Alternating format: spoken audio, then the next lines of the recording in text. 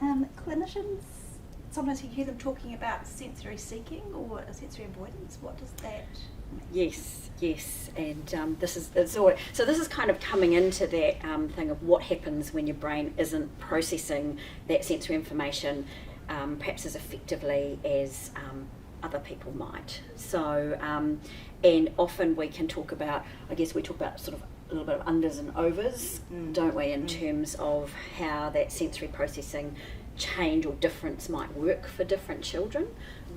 We in our service we use the terms under responsiveness and over responsiveness. So if you're over responsive to sensory input, that's when you might be sensory avoiding.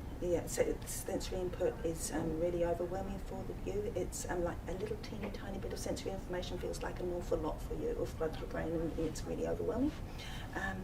And then the under responsiveness reaction is when you can either be sensory seeking or you might be low registration. So here the sensory input, a lot of sensory information feels like a little bit.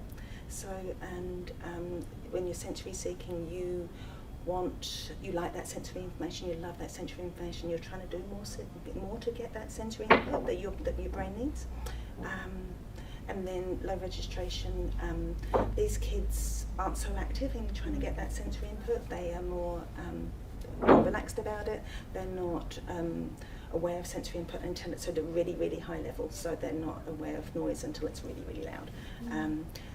Or somebody points it out to them, so they might not be aware of the teacher giving them an instruction in class because there's a lot going on, and they haven't registered that sensory input until the teacher comes right up to them, looks them in the face, taps them on the shoulder, and gives them extra information to help them. Can the child have both?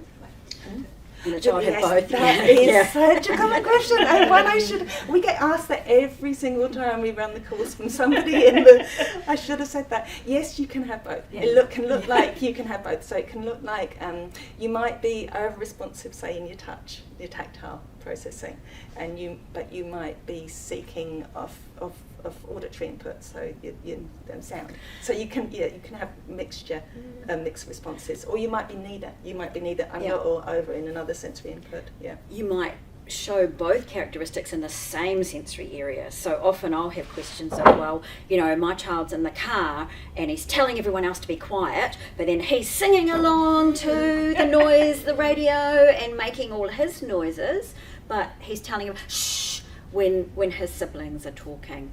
And so sometimes the way I tend to frame that is that it seems to be a bit about control. So if you can imagine when we're making the noise, when we're touching things, our brain is ready for that. Our brain is the one going, I'm touching this, or I'm making this noise, and so that feels quite good. But if someone else is making a noise, there's actually been some research that's shown that for people who are have some sensitivity to noise, what happens is every time that noise happens, they go into like a fright kind of situation. So their brain waves go up, and then they drop down again to rest. And then another noise happens from the other sibling, and the brain waves go up again, the person gets another fright, and then it goes down to rest. So you can imagine how tiring, to me, that would be if your brain's always having a fright every time something is happening. And so if you make the noise yourself, that might cover those other noises, first of all, so that might make your brain a bit calmer. And it feels good for you. It helps your brain to adapt and to cope. So you're kind of trying to block out some of that other stuff.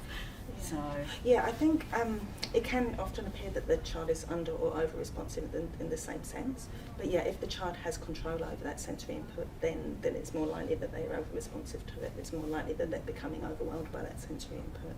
And they're blocking that out. They're blocking that out by taking a really active, positive way of helping them cope with that sensory input that they're over responsive to, that they're sensitive to.